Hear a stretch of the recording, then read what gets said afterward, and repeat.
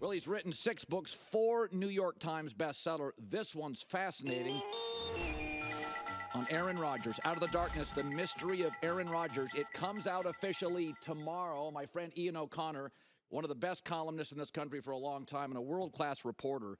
So, you and I, through the years, have talked about Aaron, and you chose Aaron. There was some proximity. He's with the Jets. He's also, very few of our athletes have mystery. We see him on social media. We know everything about everybody. We don't know everything about Aaron Rodgers. So let's start with the family dynamic. I don't know of another star athlete that it's to this point. Is he talking with his family now, Ian? There might have been some communication electronically, Colin, recently. Obviously, I have the scene in the book, I think you read it, where he had a moment at Lake Tahoe last summer with his father, Ed. And Ed planted himself in the crowd at that celebrity golf tournament that Aaron plays in every summer. And Aaron saw him on the 9th hole on Saturday and decided to go over there and give him a hug. He was thinking, should I ignore him? Should I act like I'm on the phone? But for some reason that day, he went over and gave his dad a hug. Now, Ed, when he saw Aaron, he turned around and there he was standing 15 feet away. He couldn't believe it. He froze because he forgot what it felt like to have his son in his presence and to have his son looking at him. It had been 9 years almost. So Aaron hugged him. They said, I love you. It was emotional. Ed was crying. Aaron had to go back and finish his golf round. And there wasn't really any follow-up, but both said on the record in my book that they want a relationship. And that's really the first time Aaron has ever said since the estrangement started in 2014 that he wanted a relationship with one of his family members. So hopefully that's the start of something better. One of my takeaways where I found I had great sympathy for Aaron. It really bothered me. He was almost, the Brett Favre relationship almost felt at times like hazing. It was really ugly, and it made me think less of Favre and more of Aaron Rodgers. As you did your digging, Jeff Pearlman had written about some of this stuff, but were you surprised? I found myself rooting for Aaron in that chapter. Like it made it. I got emotional about it. I'm thinking, God. Favre, who would treat a young employee like that? Were you surprised by it? No, not really. Brett Favre never had any intention of teaching Aaron anything. And I can see it a little bit from Brett's perspective. He was a living legend. He was the one who made the Green Bay Packers again after some down years following the glory years of Lombardi and Starr. And so he had done so much for that franchise, and all of a sudden they hire his replacement. And he's expected to train that replacement to expedite his departure. And so I could see it from his perspective, but he treated him really poorly those first couple of years. The third year, I think that relationship started to get better. It's funny because, Colin, I think now their relationship's pretty good because Aaron got kicked out almost in the way that Brett got kicked out. Now, I understand that Aaron wanted the trade, but they wanted to move on to Jordan Love, just like the Packers back in the day wanted to move on to Aaron. So they both experienced this iconic franchise that they did so much for as first ballot Hall of Famers, moving them out. And I think they have that shared experience that they can talk about together. I've had a couple of knocks. I'll address both on Aaron's play. One of them is he's barely above 500 as a quarterback in the playoffs, and the only functional operation for most of his time, Minnesota, Kirk Cousins was 500 against him. That he benefited greatly from a very smart front office, good offensive lines, offensive coaches. Would you push back on he's barely above 500. Mahomes isn't. Brady's not in the playoffs. What's the pushback on that? The pushback is the guy he's always compared against is Tom Brady, obviously, and will be forever. Brady has the 7 rings. He made it look easy. But he had Belichick, arguably the greatest coach ever, and he had the best offensive coordinator in the league in Josh McDaniels, and Aaron never had those things. So I'm not saying he would have won 6 rings in New England like Brady did, but he would have more than one, that's for sure. And also, if you look at him, listen, they win it in 2010. They should have two-peated in 2011. They were 15-1 that year, dominating the league. And then, unfortunately, they had a tragedy the week leading into that Giants playoff loss. Joe Philbin tragically loses his son. Yeah. That really had a profound impact on that team.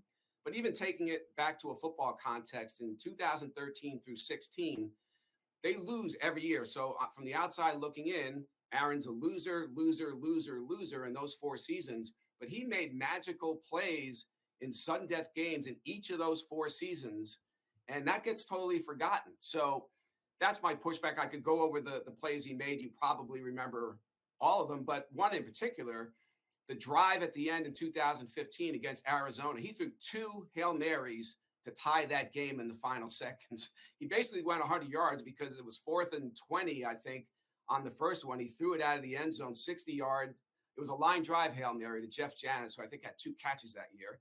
And then he throws a Hail Mary in the final seconds to score the tying touchdown, Janis making that catch as well. McCarthy should have gone for 2 points there because the previous year they lose in Seattle after Aaron made that great drive at the end to tie it following the collapse.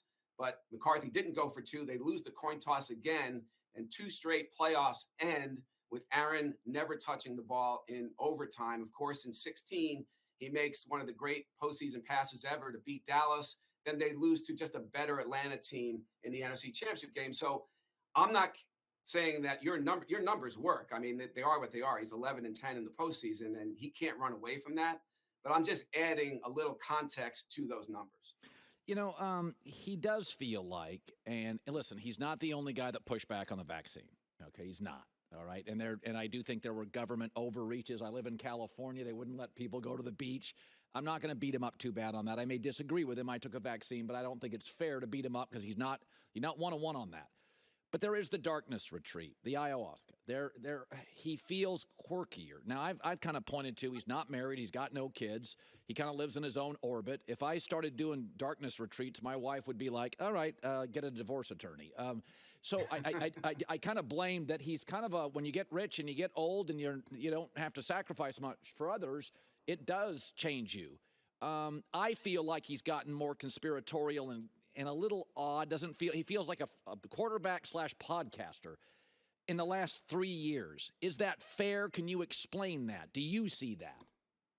I see it, yeah. But the thing is, with the conspiracy theories, he started with that in high school, studying the JFK assassination and coming to believe, like many Americans, that it was a conspiracy involving a government agency. And so he's actually had that as part of his life for a long time. He's gotten more public about it, and some of his conspiracy theories are a little wackier and more vile, I guess. But what happened there was he studied Operation Northwoods, which actually happened in the 1960s. It's one of the most vile plots ever hatched by a government official in this country, where the Joint Chiefs of Staff had a plan to have the U.S. military attack American military and civilian targets, blame it on Castro as justification to start a war with Cuba. Thankfully, President Kennedy nixed it, but Aaron studied that and was fascinated by it, and he now thinks there's an Operation Northwoods behind everything. Yeah. And of course, there isn't. So, yeah, that's part of his life, but conspiracies have been a part of his life for a long time. He's just been more public about it since COVID really changed his life in 2021. Yeah, it's fascinating. This book is so interesting. Out of the Darkness, The Mystery of Aaron Rodgers. I won't give away the first chapter, but the story of his great-grandfather is completely fascinating. Your work on this, you went a mile deep, and it's sensational. New York's interesting. People view him as sort of the savior. In fact, I'm going to get to this in a second. Let me go back to Green Bay. It ended out of the darkness retreat. He came out of it, and they just moved on. Now, they didn't draft Jordan Love to sit. They were going to move to Jordan Love anyway. But there is this sense that Green Bay just had enough and bailed. Is that overstated, the exit, when the Packers jettisoned Aaron? Was it coming anyway, or did they truly, with your reporting, were they exhausted with Aaron the guy? No, they were exhausted. And with Aaron in Green Bay, you had the downside of the drama, but you always had the upside of making the playoffs basically every year when he was healthy. And he's a first ballot Hall of Famer. But that last year in Green Bay, they didn't make the playoffs. They had an opportunity that last game. He did not play well. He was injured a lot of the year. He seemed to be declining a little bit. And they said, we're out of here. They wanted him out of Green Bay. And he did see a great opportunity with the Jets because of what that could mean to his legacy and always being compared to Brady. Well, Brady's at 7 rings and I'm at 1. I'm never closing that gap. But if I win one in New York for a franchise that hasn't been to the Super Bowl since January of '69, that's going to feel like 3 rings. So it worked for him, but clearly Green Bay wanted him out, just like Green Bay wanted Brett Favre out after he lost the NFC Championship game to the Giants, and they wanted to move to Aaron. Very similar situations. Both parties needed a divorce, and Aaron had to change the dynamic of his career. It was one postseason bitter moment after another for 12 years. He needed a change, and he saw opportunity in the Jets, and that opportunity is still there. Let's be fair here. Aaron treated Jordan Love, from your reporting, better than Favre treated him. That's clear, right? By far. It's not even close, yeah. And good relationship with him. Do you believe there is still resentment about Green Bay? Aaron tends to be, I think it's fair, he can ghost. He can be a little bit of a grudge holder. For the record, I think Belichick is as a coach, and you've done a book on him. Do you think the Green Bay situation today, if you asked him privately, does Aaron still resent the Packers? Yes. Yeah, I think just the greats, they feel slighted, and they never forget it. Yeah.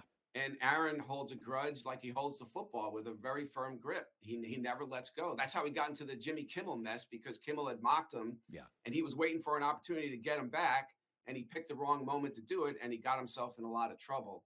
And so there's no question, if you asked Aaron which team he'd like to face in the Super Bowl as a member of the New York Jets, it's the Green Bay Packers.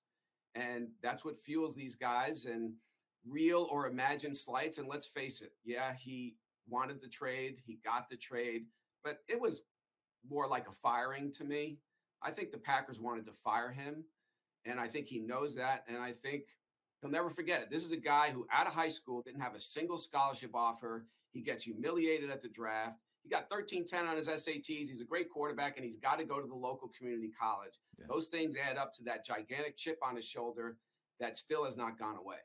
Well, we've seen a couple of moments, and I could blame Robert Saleh for this as well, where Aaron, a lot of passive-aggressive stuff in Green Bay with the front office. He'd go on a local radio station or talk to media, and, very intentional stuff. He also made a very intentional comment about, Saleh didn't give him a tip if he was playing, and I thought, oh, boy, people are what they are. You can hire somebody with a reputation. After about 6 months to a year, that employee becomes what they are. Do you sense that if this thing goes sideways, Aaron's not going to take the hit? Like that, my take is Aaron's going to point a finger at somebody if this thing goes sideways. Do you feel, and you're close now because you're in the city as a columnist, do you feel slight? It's at the very beginning of potential issues if it goes sideways, an ugly blowout loss to the Niners in week 1. Not that early, but I do think if the Jets are 2-5, this could really go south and get ugly in a hurry, because he's lost some of that goodwill from Jets fans. They loved him last year. New York City fell in love with Aaron like I've never seen the city fall in love with a superstar coming in from another market. It was unbelievable, but that all went away with the injury, the offseason controversies. The Jets, of course, being the Jets, they got all the downside of employing Aaron Rodgers and none of the upside. So if they're having a losing season, first of all, everyone's getting fired. Saleh's getting fired. Hackett's getting fired. Joe Douglas is getting fired. And Aaron might get fired. Woody Johnson loves having a star quarterback. If Aaron plays a decent level of football and they have a losing season, it's possible Woody will bring him back with the new coach. But chances are, if they don't make the playoffs, Rodgers is out of the building with everyone else in that Jet organization. Out of the Darkness, The Mystery of Aaron Rodgers. Let's show the cover if we can again. 6 books, 4 New York Times bestseller. He goes a mile deep on this stuff. Sometimes you'll be sympathetic to Aaron. Sometimes he'll frustrate you. And again, he's one of the few American athletes where there's mystery. We know everything. We know what people have for lunch now. With Aaron, there's a lot of layers to the onion to peel back, and you do a great job, Ian, as always. Thank you so much. You're the best, Colin. Thanks very much. All right. Hi, everybody. It's me, Uncle Colin. Subscribe here to get the latest from the herd, including exclusive behind-the-scenes videos and more, wherever you may be, however you may be watching. Thanks again for making us part of your day.